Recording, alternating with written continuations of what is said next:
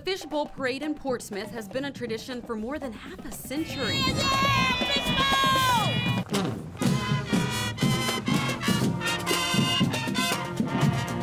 It's a family event as organizations put their best foot forward to strut it or cruise across High Street.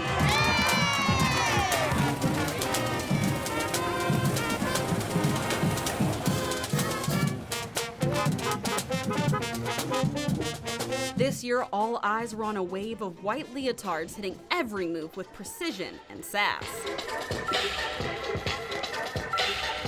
For one dancer, stomping and strutting in her sparkly shoes, it was a performance she never thought would be possible. 1, 2, 3, 4. It takes hours and hours of practice to prepare for a show that big. But the blood, sweat, and tears is nothing new for 10-year-old DeHevelyn Evans. DeHevelyn's a fighter. She went through some stuff while I was being poked and cathetered, stuff that I know I couldn't go through.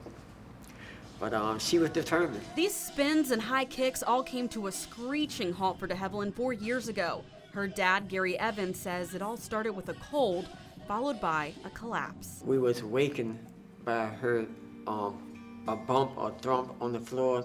When we looked down, she was laying on the floor and she was just drooling from the mouth. She was crying.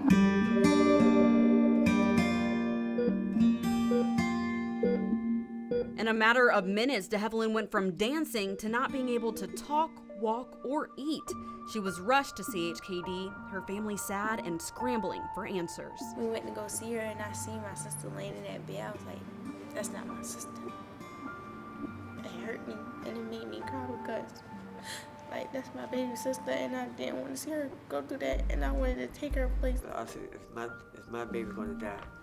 Cause it seemed like the stuff that she was going through, it's like she was just laying there and she was helpless. Dr. Michael Struntz, the neurologist who's treating DeHevelyn, says his team quickly realized she was dealing with a nervous system disorder.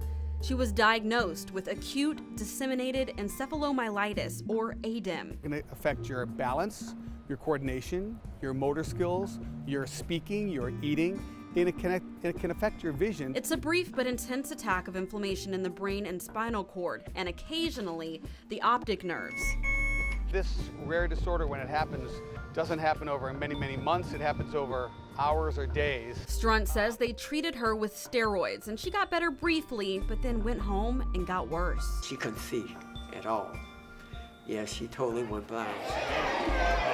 ADEM can be deadly and is mainly seen in kids 8 to 10 years old. Her case was a little different in that this rare disorder for her was pretty intense and severe. Then things finally took a turn for the better when she was put on a low dose of chemo and a high dose of love from her siblings who knew how to make her smile. Her SpongeBob pillow, her favorite teddy, the Mickey Mouse teddy bear. I used to walk to her bed, just hold her hand every day, squeeze it more until she got her strength back. Her siblings say they could start to see their fun-loving sister breaking through the pain. She started wanting to go to the playroom. She started drawing, and I was like, my sister, she's coming back.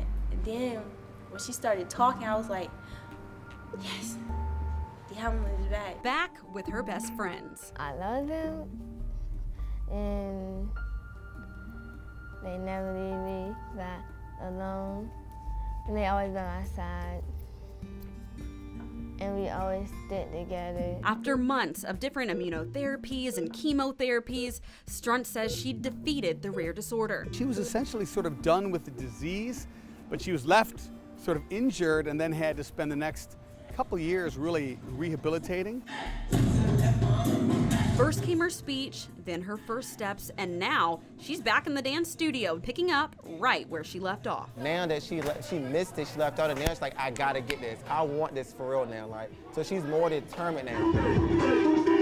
A poised dancer, but also a fierce fighter who took her achievements one step further by dancing in the Fishbowl Parade for an entire 1-mile stretch. It was actually amazing. You know, I thought she was going to give up at some point. You know, I kind of seen her legs a little wobbly a little bit because I know that she still was weak. But she pulled through and she kept going, which gave me the strength to be her cheerleader. It was the performance of a lifetime, stomping the rare disorder all in her sparkly shoes. God had worked a miracle, and we never gave up. Her mom, her parents never gave up, and we just grateful. For photojournalist Jack Noonan, in Portsmouth, I'm Aesia Toliver, 10 on your side.